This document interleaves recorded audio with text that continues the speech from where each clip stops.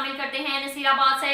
District bureau chief साबर Bloch के मुताबिक सदर पुलिस नसीराबाद की मंशियात और गैर कानूनी सामान की स्मगलिंग की कोशिश को नाकाम बनाकर करोड़ों रुपए मालियत की छालियां, सिगरेट, सफेद अजूनो मोती और दीगर गैर मुल्की सामान बरामद करके 2 मुलजिमान को गिरफ्तार कर लिया गया।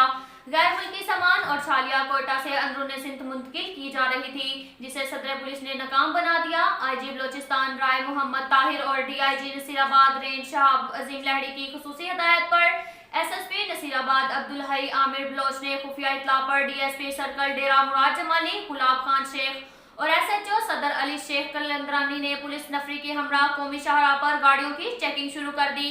दौरान checking wheeler truck number TMX 308 की तलाशी ली गई। दौरान चेकिंग ट्रक ड्राइवर ने पुलिस से हाथापाई की।